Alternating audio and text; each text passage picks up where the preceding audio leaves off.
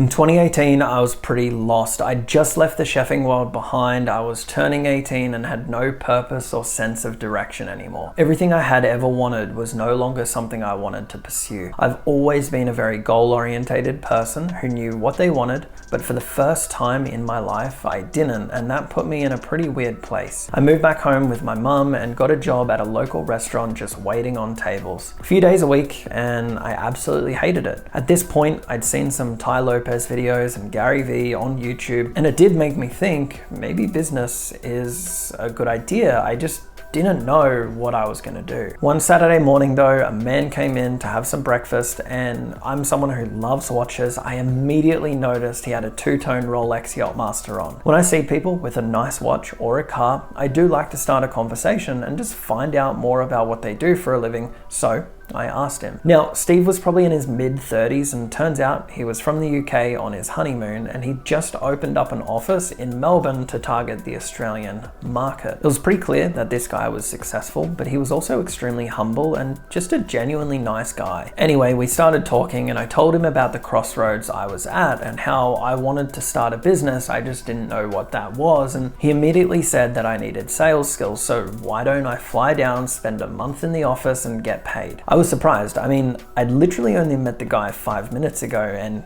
he's already given me a job opportunity to just come down, learn from the team, and then go off on my own. And he'd even pay me to do that. Of course, I said yes. A couple of months later, I flew down and started. I walked in, nobody knew who I was or that I was even starting, but I was really excited. The Australian office had around 15 people. The UK had around 30. At the time, I believe they were doing around $7 to $8 million per year in revenue, but it was a business that Steve started in 2010, I believe with nothing but a phone and a Yellow Pages book. The office was buzzing with guys from both Australia and the UK office who'd flown over. It was such a good environment. I was eager to learn and just get on the phones. We had to create our own lead lists each day from Yellow Pages, Google Ads, Google Map listings, and just any business who was currently spending money on other advertising platforms, and just dial all day long. We closed on a cold call, no exceptions. It was $250 to $400 per month. The first couple of days I did some training, and I realized that this is really just a conversation. It's your attitude that matters the most. My first afternoon of jumping on the phones with sales manager Nick, 7 dials in, I closed my first deal. I'd broken the record for the fastest sale for a newbie, and my first week on the job, I closed 5 clients. For me, it wasn't about tactics. I had a great attitude. I didn't care if I was hung up on, cool, the next one. Gets hung up on, the next one. Cool, the next one. Nothing bothered me. In the first month, I'd closed a total of 27 deals, which was one short of being the top salesperson for the month. Now, at this point, my time was up for the month, and both Nick and Steve said, hey,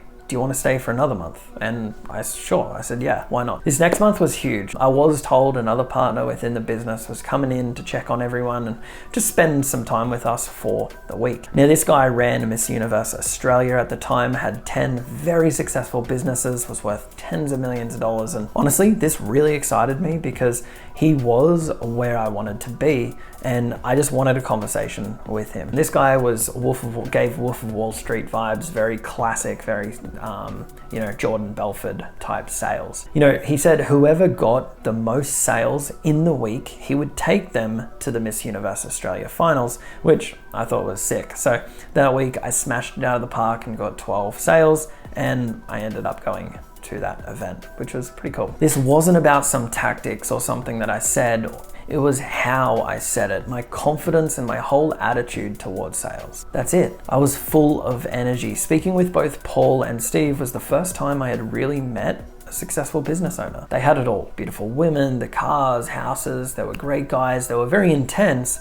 Both were in their mid to late 20s, and that was where I wanted to be when I was their age. And that's why I was still working at this company. They both started doing cold calling, working sales jobs, and I think that's where a lot of successful entrepreneurs start. This job really taught me about sales, cold calling, and just what I needed to do in order to become successful. A lot of this is just pushing through and just not giving up, which I've said countless times. My second month, I made 34 sales, which put me at #1 spot in the company that month, but was one shy of the company record. It was an incredible feeling considering I only started 2 months months ago. John was one of the longest serving sales reps and, had the most sales in the company in 30 days, which was 35. I tried everything. I was in the office at 8 p.m. that Friday, the night the month was ending, just trying anything I could to get someone else to sign up. I wanted to be on par, but it just didn't happen. I stayed at the company for another 8 months, I believe, and learned so much, and I don't regret a minute of it. Taught me a lot about sales and just overall how to communicate effectively with people. Steve obviously seen something in me, and I'm so grateful to have learned from him and the team. To me, I believe your attitude is what separates you from the ones that make it and the ones that don't when cold calling. It's hard, but you need to have a thick skin, and you need to actually get amped up when you get faced with rejection. You need resilience, otherwise when things get tough, you're just going to quit. Thanks so much for watching, and I'll see you in the next video.